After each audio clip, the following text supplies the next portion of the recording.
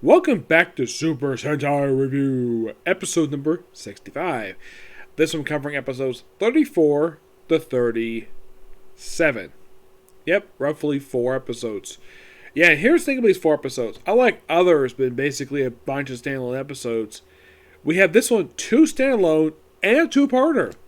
Yes, the only multi-parter until before the finale. There's actually, next time won't be until for another 8 episodes after 37 is when the next one will be.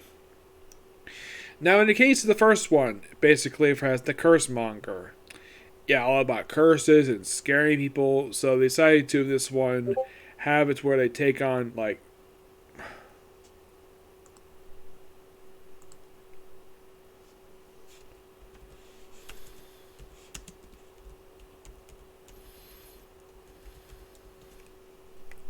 yeah, where pretty much like, so the 3 people they resurrect in this one is kind of weird who they resurrect. They resurrect Count Dracula. They say it's a historical figure, but it's basically the fictional character. Billy the Kid and Joan of Arc. Though I should point out, though, of the 3, Joan of Arc is French, Billy the Kid is American, and Count Dracula is supposed to be Romanian. And yet we have 3 Japanese actors playing them. And they say Dracula is a tragic character? No, I'm not really sure why the heck they would Count Dracula of all people. Also, is it just me, or is that apparently the armor for Joan of Arc makes her, like, kind of chubby? Not really sure why the heck her armor was designed that way. I mean, I get the fact the armor is almost, I would say, just almost spot on, like, from pictures I've seen of Joan of Arc, but I wouldn't think it'd be that bulky. Bill the Kid is at least pretty accurate, yes. And they say, oh yeah, Lawman killed his partners. That actually is true, except he was actually killed by Lawman. I think he was killed by Pat McGarrett, I believe the guy who actually who allegedly shot him. Yes, that is according to legends, and became very famous for it. And from what also I've heard, by the time of the early 20th century, there was a guy claiming to be Bill the Kid who actually survived, and that he wasn't really killed, and he put out various scars Bill the Kid was known for having. And from what I've heard also is that this guy was actually supposed to be publicly getting a pardon for his crimes, Bill the Kid. But the governor, I think it was of Arizona, I think it was, decided to act like a complete idiot and just basically just declared him a crazy. And he just didn't want to do anything with it at all. And the guy who claimed Bill the Kid passed away not long after that. And to this day, we never knew if Bill the Kid actually really did die at that point. He was only 21 years old. That's according to legend. Joan of Arc, now, what they bring up for her, like when she was executed, charged with being a witch and being burned at the stake, that actually is true, believe it or not. Yep, that actually is true. That was one thing about Joan of Arc that got her completely accurate. I was not really a big fan of the look. Okay, you want to throw in a Japanese actor because it's a Japanese show, fine. And I like the fact they keep her somewhat accurate, but her being tragic makes sense. Bill the Kid, I don't buy it, and I definitely don't buy it for Count frickin' Dracula, of all people. Yeah, even though that it could be validly player, like 3 legendary warriors. Joan of Arc, I can buy her being a warrior. Bill the Kid, he was a gunslinger.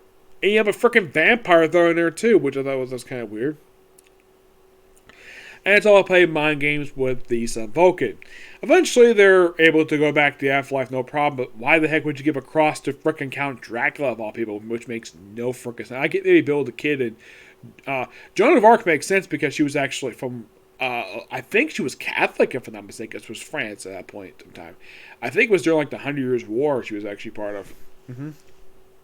There's also a story I heard about her where she actually picked out the real king of France because he was hiding among the crowd. Because he had put on disguise just so Arc wouldn't find him, and he did. She found him. She thought, oh, the guy in the throne, you think that was the king? No, it was actually an imposter. And she found the real king in the crowd. Which, kudos for her for doing that. Yep. But this episode is just pretty okay for what it is. But it's interesting throwing 3 people. 2 of them are actually real life people. The other is fictitious. Yeah. The next one involves a cockroach monster. Yes, seriously, a cockroach monster. Now, what is the plan? Do a dance. Do the cockroach dance. Dance to death. Okay. Anyway, for some Vulcan, he runs into a little boy who apparently takes him home with him. Even stuff's in his back pocket, believe it or not. And later on, basically, when he finds out what exactly the plan is, he basically just takes him as a hostage. So the way some Vulcan gets away with it, because he's actually in his back pocket, is that they basically throw their Vulcan sticks at his freaking shorts, like removing his belt and basically drop his shorts. So he's running around his tighty whities, and I would have thought, though, maybe, just after they get the monster away from his pocket, he would, I don't know, walk back over, put his shorts back on. Nope, just basically run on his tighty whities.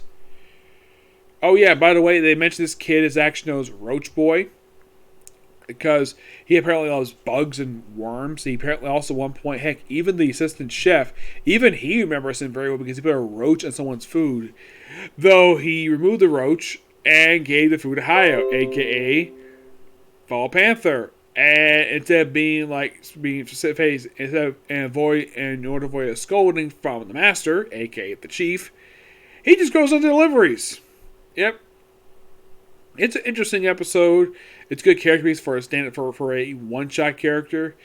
But I did not agree with basically just, okay, so I guess that was the safest way to get the monster off him by hitting his belt and having remove his shorts. But you could have the little boy put the shorts back on.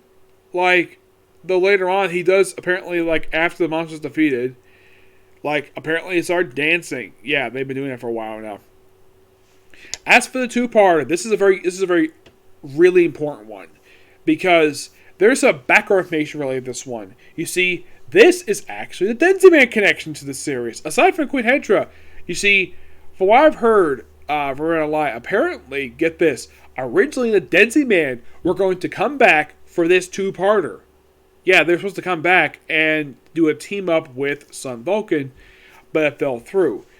Not really sure why. I've not found information exactly why the heck that is. It's kind of weird. And the fact that the only connection to Denziman we have here, aside from Hedra, is the fact we have two Denzians. Two sisters. One is a fortune teller. There's a nun who's a very powerful Esper. So they send out the Satan Monger. Yes, also this guy does not like crosses.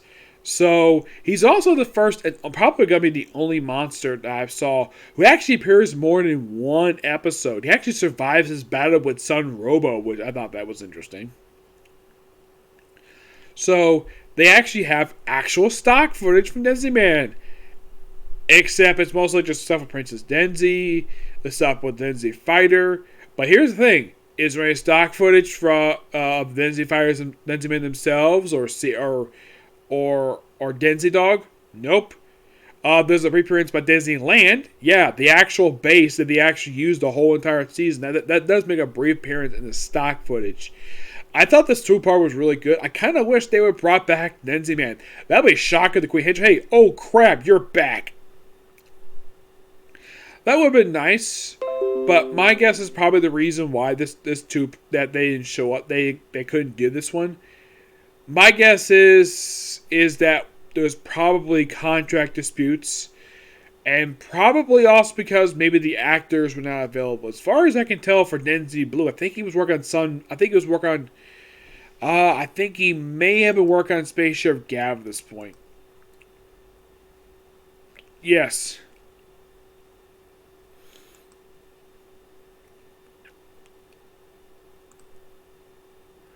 But there's a promotional image that was supposed to be part of the crossover, but was scrapped for some reason.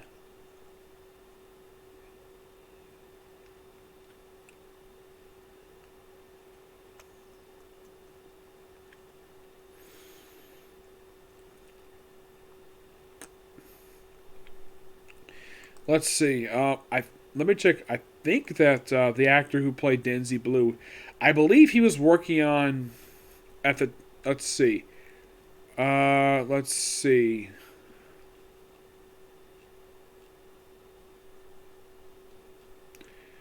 He may have been possibly working on.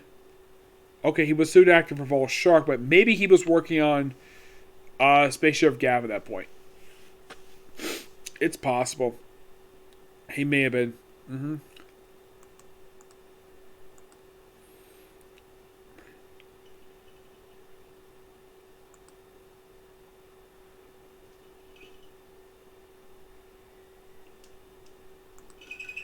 Let's see. Yeah, he may have been shooting at that point. Yes. Because the first episode came out in March 1982. That's when the first episode came out for that. He may have been shooting that at the same. He might be shooting that at the same time. This by fact can come out until March. He may have been working on that at that point. It's possible, but he may have been not available. But as for the rest of the actors, I'm not really sure exactly what the heck they were up to.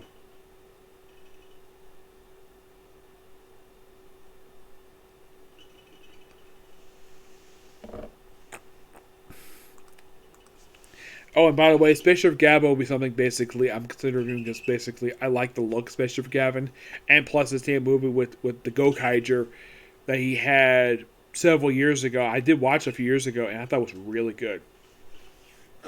That might be something basically in the future I might cover. Eventually, of course. But in the case of this, it may be because the actors were busy, but the only one I could think of who could have been busy was, of course, the guy who was the actor by Denzi Blue, because he was probably in the planning process of working on Spaceship Gav at that point. It's possible, but who knows what could have been the reason for it. Well, I personally would love to see a team up between Son Vulcan and Denzi. That would be interesting. There's even a promotional image on the Wicca site of what the possible image would be. Basically, just the 5 members of Denzi Man alongside with Son Vulcan. Yeah, it's a really good promotional image. I would have loved to have seen it. But I also would love to find out exactly what was the reason why the thing was why it never worked out. Yeah. But in the case of two-parter itself, now Himiko, she's actually the one with the powers. She's the one who's actually hurting Queen Hendra the whole time. Of course, they keep searching for this Esper. I think it's this. And of course, they also do Hell Saturn. This is like apparently because she's still affected by part 2 of this two-parter. It's like, okay, round up all the remaining Denzians across Tokyo. So, oh, by the way, in the case of these Denzians they wrap up, none of them are the people who popped up for Denzi Man. And I repeat, nobody.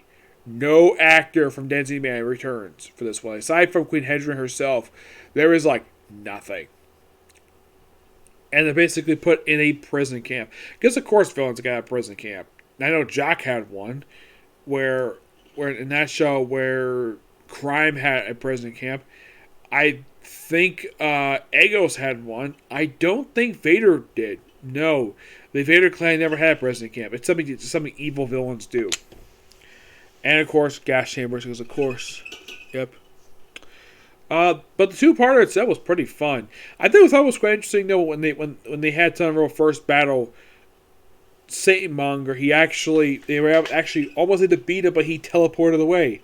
So second time when they had the rematch with him, like okay, apparently because he weekends crosses, they decided to do cross. They take the actual soul sword.